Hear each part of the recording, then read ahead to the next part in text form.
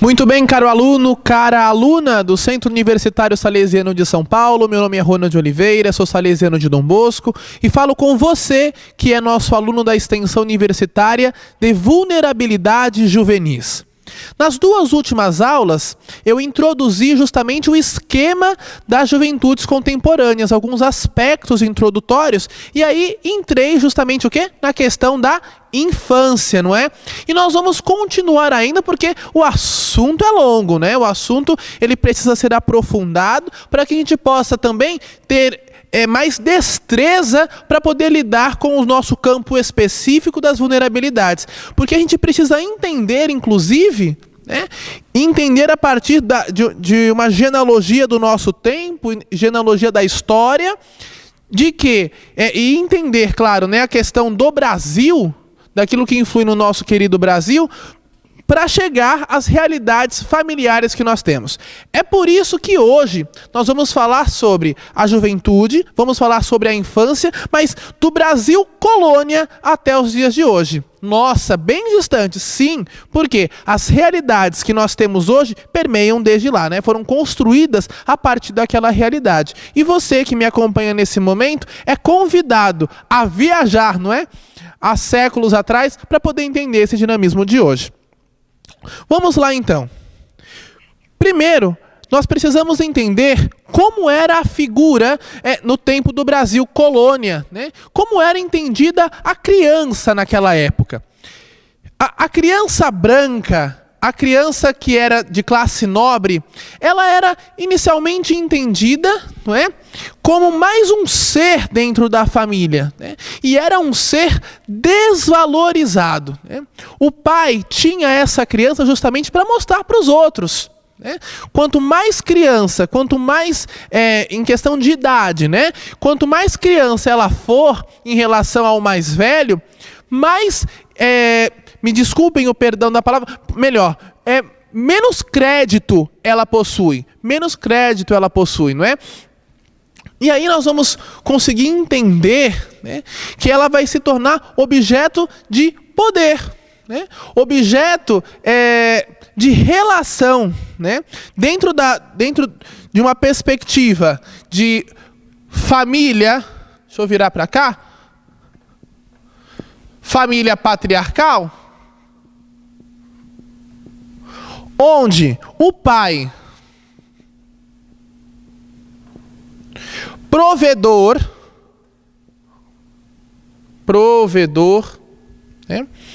depois nós temos a mãe que é submissa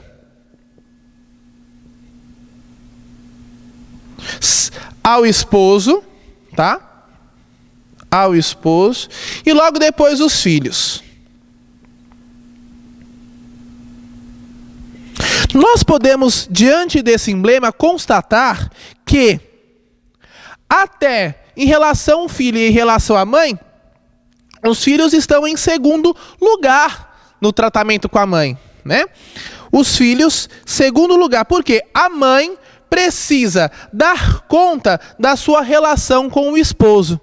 Até porque também, no Brasil colônia, quem é que responde pelos filhos da senhora? Quem é que responde pelos filhos do senhor?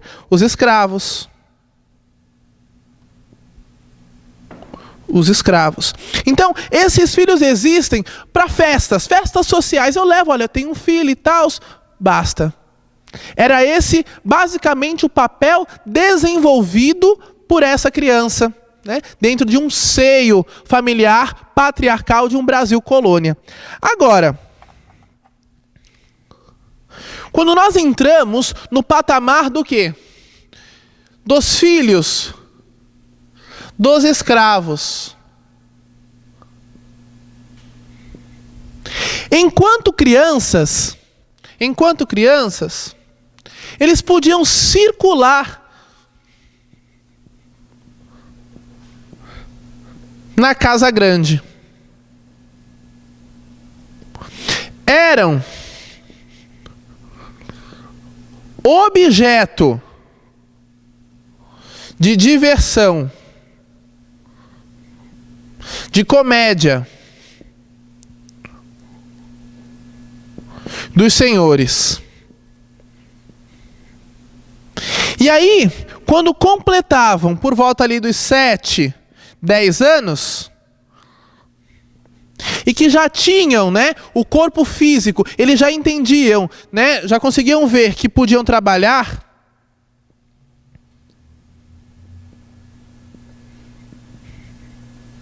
deixavam de ser os bobos da corte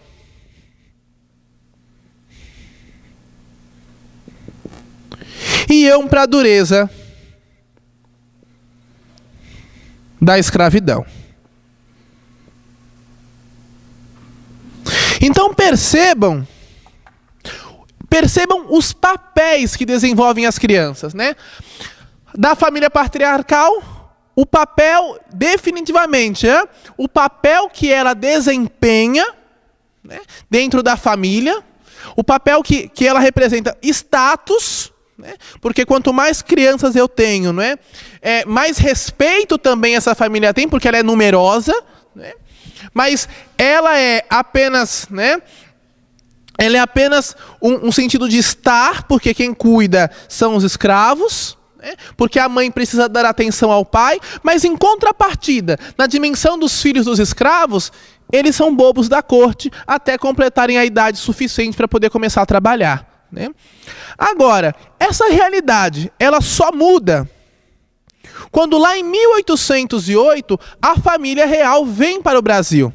E junto com a família real, nós temos, né, os médicos, os cientistas, os estudiosos que vêm e entendem que essa realidade, né, enfrentada pelas crianças, essa realidade, né, abraçada pela família brasileira, não pode continuar, né? Isso precisa mudar. Esses papéis precisam se desenvolver, precisam dar um salto de qualidade. Por quê? Né? Por quê? Primeiro porque se diferenciavam da própria questão vivida em Portugal, né? Segundo, a questão era muito insalubre, né? Com o desenvolvimento da técnica, com o desenvolvimento da arte, com o desenvolvimento da cultura, com o desenvolvimento populacional a partir da vinda da família real, o papel da família, né? O papel social da família e o seu entendimento entre os membros precisou mudar, né? A família real conseguiu, com a sua chegada, né, e claro, né, pelo seu poder, né, pela sua corte, desenvolver o papel familiar na família brasileira da época, né? Agora, nós vamos entrar e nós vamos entender, né, que conforme as histórias elas vão passando, o papel da família vai mudando. Eu falava já isso, né? Cada período histórico responde a um processo familiar e a um processo de adolescente. Quando nós vemos o Brasil república, quando nós vemos o Brasil com mais independência, nós vamos também compreendendo a família mais autônoma e sujeito de direitos. Com o desenvolvimento do Brasil, né, o surgimento, né, vou colocar aqui, da República, com o início do processo de ensino superior, o próprio sentido cultural foram, né, modificados, e a família ela foi abrindo horizontes, abrindo novas perspectivas, da forma como encaravam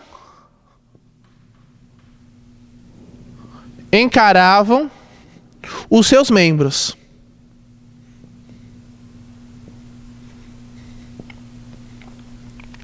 Agora,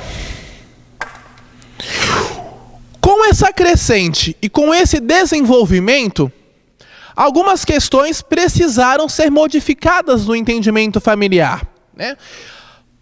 Quando eu digo isso, depois de 1888, as mulheres precisaram assumir um novo papel dentro do seu contexto familiar, não é? Não se existia mais as escravas que cuidavam dos filhos. As mães precisaram ser desafiadas agora a assumirem o cuidado de seus filhos.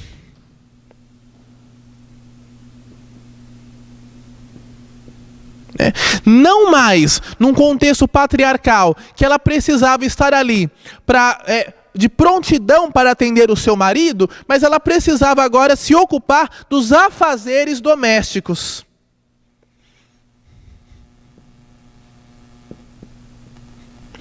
E o pai precisou deixar de ser aquela figura distante e aos poucos se aproximar afetivamente.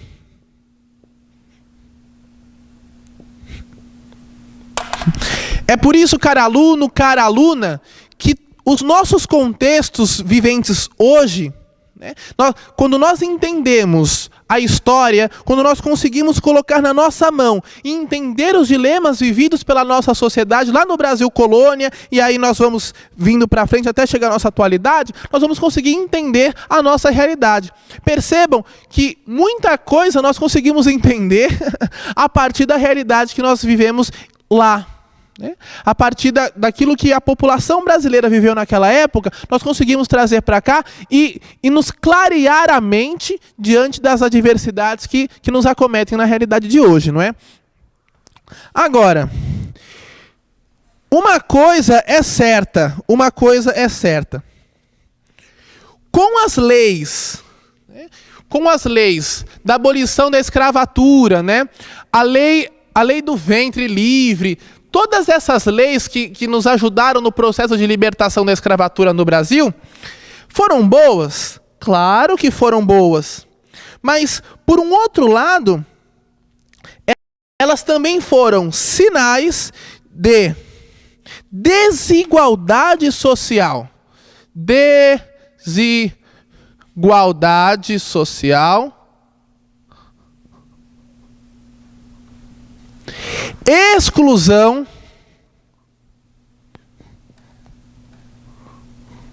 e, mais do que isso,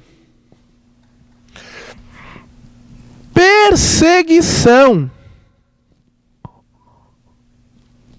Esse povo que um dia era escravo e que tinha casa para morar, bem ou mal, mas tinha casa para morar, de um dia para o outro não tinha mais. Então, eles precisaram se mudar, e mudar para onde? Para as periferias. Para as periferias. Não se foi, naquela época, pensado para que eles tivessem direitos e pudessem ser pessoas, que pudessem se desenvolver e pudessem ter dignidade. Eles foram libertos. Lei do ventre livre e Lei Maria da Penha. Minto, Lei Maria da Penha não, Lei da abolição da escravatura. Só que bastou isso. Não lhes foram assegurados os processos de dignidade. Não lhes foram assegurados processos de ser pessoa. Então eles foram jogados. E jogados aonde? À margem. No fundo, eles não deixaram de ser sujeitos. Michel Foucault, ele vai trazer esse dinamismo do sujeito, não como nós entendemos hoje, não é? O sujeito como alguém de direito, alguém protagonista das suas ações, mas ele vai trazer a partir da ótica francesa. Sujeito vem do termo sujet, que significa súdito, sujeito do rei, submisso ao rei. Essas pessoas continuaram submissas. continuaram submissas, né? Não mais dos senhores, não mais dos senhores das casas grandes, mas submissas a uma realidade econômica e a uma realidade social. Percebam que isso é mais agravante. E aí começa, os escravos libertos foram os primeiros que aglomeraram-se, né, a classe pobre do Brasil. Acho que nós conseguimos responder várias questões de hoje, não é? Foram os primeiros que entraram na classe pobre do Brasil, né? A gente pode ver nessa imagem aqui, né, uma mãe, né, com uma filha, né? E a gente pode ver que o artista, ele foi muito sensível, por quê? A lei do ventre livre, né, só para que a gente possa lembrar as questões históricas, né, após a aprovação dessa lei, quando o filho de uma escrava nascesse, ele já era livre. Bom, a mãe continuava escrava, o filho livre. No fundo, o filho continuava lá, ou precisava ser separado dos pais. Percebam, percebam que para a classe mais simples, como os direitos eles são esquisitos, eles soam estranhos, né? E nós aprendemos muitas vezes num contexto histórico, num contexto dissimulado, num contexto manipulado, de que isso foi bom por completo. Não foi. As vulnerabilidades começam aí. Quer dizer, antes disso, mas elas afloram sobretudo nesse período da abolição da escravatura, né? Porque nós temos de um dia para o outro uma crescente de massa populacional pobre, que é jogada às margens sociais. Os brancos, os ricos, os nobres continuam assegurados, né? Claro, com seus desafios, porque antes, se eu era responsável por festa, se eu precisava estar com meu marido, agora eu preciso cuidar da casa e cuidar dos meus filhos, a menos que eu pague uma escrava, mas não era bem isso, isso não era bem visto inicialmente, né? Isso não era bem visto, pagar para um cara que antes eu tinha pago e era meu. Peraí, que história é essa? Mas eu não posso dizer que não houveram sofrimentos dos dois lados, mas é claro que quem sofreu mais foram esses. Quem sofreu mais foram esses, que foram abandonados, que foram jogados ao léu por uma lei que os libertou. Mas eu pergunto a você, que tipo de liberdade é essa?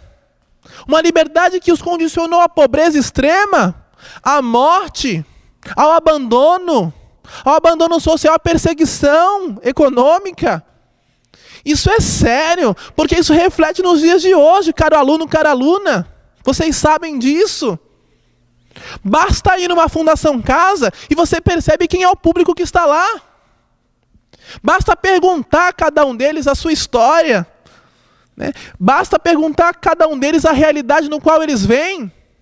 Nós vamos perceber claramente o que isso quer nos dizer. E de onde é que vem isso? Né? De onde é que vem isso? Agora, né, nós vamos entender, né, nós vamos assimilar que a escola, o contexto educacional, também desempenhou um papel fundamental para a mudança familiar. Com o desenvolvimento da escola, que antes, não é, era de uma única sala, ao lado da igreja, né, onde nós tínhamos várias pessoas de várias idades, a escola ela foi se desenvolvendo como até chegar como nós entendemos hoje. Esse processo de desenvolvimento escolar, de desenvolvimento e aprofundamento de estudos, né, da educação, também fez com que a realidade familiar, a realidade juvenil, a realidade do adolescente mudasse, né? Nós podemos acompanhar aí, olha, percebam que no século XIX, e esse século por excelência, não é? É o século também, segundo Michel Foucault, da construção do sujeito. nós vamos entender que, em particular, não é? Porque é o século também da Revolução Industrial, das máquinas, dos processos industriais, a escola precisou responder com eficácia, o processo educacional precisou ser mais forte, porque as máquinas vinham. E eu precisava o quê? Eu precisava me capacitar para ser alguém no mercado de trabalho. Porque senão, me acometia mais uma situação de exclusão. Se eu não tenho oportunidade boa de estudo, eu sou jogado à margem. Se eu não tenho, né, capacidade estrutural e intelectual para trabalhar, eu sou jogado às margens. Agora, nós precisamos fazer essa reflexão, não é? Será que isso só aconteceu lá no contexto colônia? Será que isso só aconteceu dentro daquele contexto? Será que isso não acontece hoje? Não, ou só em Marte? Precisa ser a nossa pergunta. Creio eu, penso eu, que algumas coisas não mudaram. Será que aquele que está num colégio particular, né, tem os mesmos direitos, os mesmos direitos tem, não é? Mas assim, os mesmos entendimentos, as mesmas oportunidades do que aquele que está num colégio público, né, que está num colégio público, muitas vezes deficitário no sentido educacional, no sentido de promover educação, ensino e profissionalismo? Será que eles estão pau a pau para concorrerem juntos por uma única vaga no mercado de trabalho? Faça-me o favor, não é? Nós precisamos ir além disso, nós precisamos entender o que é que está por trás disso, queridos. Agora, continuando aqui, para que a gente possa entender, eu vou trazer alguns dados, né? Prestem atenção aqui. Antes de falar dos dados propriamente, preciso falar também com vocês a questão de como a escola ela foi lugar, não é? Lugar de encontro com a moral. A escola ela conseguiu por muito tempo controlar os seus alunos, né? Ao invés de eu estar na rua, né, jogando, ao invés de eu estar na rua fazendo arte no sentido negativo da palavra, se ao invés de eu estar na rua fazendo sexo, eu vou ficar na escola para aprender. Então a escola por muito tempo foi um ambiente controlador da moral. Controlador da moral, né? Agora, hoje a realidade mudou. Percebam aqui, ó, eu vou ler na íntegra. Ainda hoje, estar dentro ou fora do ambiente escolar, do sistema escolar, é um fator de identidade, respeito e autoestima para os jovens. Embora existam muitos adolescentes e jovens fora da escola e do trabalho regular, conhecidos como geração neném. Agora, de acordo com a última síntese de indicadores sociais do IBGE aí de 2017, 1 em cada 5 adolescentes e jovens de 15 a 29 anos está nessa situação. O que corresponde a 11,6 milhões de pessoas. 11,6 milhões de pessoas.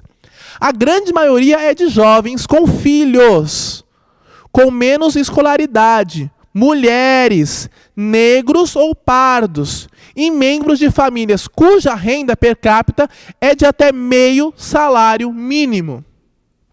Nós vamos perceber quem é esse público que está na evasão escolar. Quem é majoritariamente o público que está fora do ambiente profissional e do ambiente escolar? Será porque são vagabundos? Ou será que porque não tiveram oportunidades sólidas de crescimento? Oportunidades sólidas de alavancarem nos seus processos e nos seus projetos de vida. Aliás, será que foram oportunizados a terem projetos de vida? Percebam, e eu preciso voltar nisso. Percebam que isso não é uma coisa de hoje. Não é culpa do governo de hoje, culpa do governo de ontem. Isso é um processo cultural. Isso está intrínseco na cabeça do brasileiro, da brasileira. Isso está intrínseco. O pobre, o rico, aquele que tem oportunidade, aquele que não tem. E aí, eu falava na aula passada das construções urbanas. Das construções urbanas, não é? aquilo que é construído para o pobre, aquilo que é construído para o rico, aquilo que é construído para quem... bom, eu construí esse espaço aqui para tal pessoa ir, para tal pessoa não ir. E isso é gerador de exclusão, e é o que nós mais temos na nossa realidade brasileira. É o que nós mais temos na nossa realidade global, graças a um sistema socioeconômico no qual nós vivemos. Né? Agora, nós precisamos ter atenção, porque nós falamos da geração neném, só que ela não pode ser um fator de estigma, porque senão, nós temos esse dado, mas esse dado precisa nos fazer seguir em frente, do ponto de vista de proporcionar, sobretudo porque fazemos essa extensão universitária, não é? E a nossa oportunidade, justamente, nós estamos ali para poder também gerar possibilidade de entendimento desses jovens, porque na sua grande maioria dos jovens que estão detidos, os jovens que estão internos na fundação, são jovens que não concluíram nem o ensino fundamental, nem o ensino médio, ou seja, eles estão nessa geração. Agora, se o nosso fator cultural é de exclusão, meu querido aluno, minha querida aluna, dê passos para trás. Nós precisamos rever conceitos. Nós vamos ler novamente isso daqui, esses slides, porque eles são de profunda atenção. Você precisa guardar esses elementos que são importantes. Claro, toda aula é importante, mas eu faço questão de chamar para algumas terminologias, algumas questões que a gente precisa gravar para a vida. Não é só para atender jovem em estado de vulnerabilidade ou jovem em estado de cumprimento de medidas. Percebam aqui, ó. Entre 2014 e 2016, período que corresponde ao agravamento da crise econômica no Brasil, e consequente aumento do desemprego, o número desses adolescentes e jovens, né, que sofrem evasão escolar, evasão do sistema profissional, aumentou em todas as regiões do país. Só que isso daí, a gente fala de 2014, 2016, mas isso também vem de antes. Né? Agora, são os jovens os que mais sofrem com os efeitos da crise do mercado de trabalho em nosso país. Né? E é preciso um cuidado ético ao empregarmos o termo geração neném, né? A fim de que não nos sirva para estigmatizar e rotular uma grande parte dos adolescentes brasileiros. Ou seja, esta expressão não deve ser utilizada de forma pejorativa. Nós precisamos tomar cuidado com isso. Agora, né, nós vamos entender que são inúmeros também os fatores que impedem os nossos jovens e os nossos alunos, né, os nossos jovens, os nossos adolescentes, a estarem, por exemplo, no mercado de trabalho ou também no sistema educacional, quando nós falamos de jovens que já são vulneráveis. Primeiro porque precisam muitas vezes sustentar a família. E quando eu digo família, nem digo porque são pai ou mãe, mas porque precisam sustentar a família porque pai e mãe não dão conta, ou porque pai e mãe também estão em estado de vulnerabilidade, ou estão presos, ou estão em qualquer outra situação de risco, e esse jovem precisa assumir o controle da sua família. Ou porque quando vão entregar o seu currículo, numa empresa, numa loja, seja lá onde for, eles são negados porque dizem não ter experiência, porque os adultos não acreditam nos jovens, porque o jovem, e eu falava isso na introdução da aula, lá na primeira aula, que o jovem é visto como problema, o jovem é visto como aquele ser inconsequente, então por isso eu prefiro empregar alguém que saiba do que eu ensinar. E claro que esse ensinar exige de quem emprega tempo. E esse tempo talvez eu deixe de produzir para poder ensinar, mas eu não penso no outro. Eu penso apenas no meu lucro. Percebam os problemas que são sérios. Que são sérios. Eu vou lá, e aí o que acontece? Se eu já sofro de algum tipo de vulnerabilidade, de algum tipo, né, de relação marginal, eu posso até ter boa índole no sentido de ir lá, de fazer os processos. Eu vou lá no shopping, vou entregar meu currículo aqui, vou entregar meu currículo ali, vou entregar meu currículo aqui, meu currículo ali. Só que eu não sou chamado E no final das contas, eu tenho meu irmão mais novo de 3 anos, que precisa tomar leite, que passa fome em casa, e eu preciso dar conta disso, e eu não tenho estrutura psicológica e emocional, e aí acontece o quê? Eu caio no mundo do ato infracional. Percebem? Percebem como isso é sério? E às vezes nós não damos conta dessas coisas, e aí nós entramos no senso comum porque assistimos jornal tal, jornal policial tal, e aí nós vamos na grande massa, e aí a gente começa a gritar, vamos cair, né, a idade da maioridade penal e não sei o quê. Por favor, cara aluno, cara aluna, nós precisamos ir para as águas mais profundas. Entrando na Bíblia aqui, a gente precisa entrar para as águas mais profundas. Nós somos seres sociais que querem realizar um processo de fazer com que o outro seja humano, de proporcionar humanidade e dignidade para o outro, que é direito dele. E que muitas vezes o nosso sistema corrompe, o nosso sistema tira. Muitas vezes, assim, a nossa realidade social, ela oprime a realidade social daquele que nunca teve nada. É sério. Tô nervoso não, viu? É horário de você beber uma água, ir no banheiro, dar uma respirada, porque eu preciso também beber uma aguinha. Fiquem com Deus, um abraço.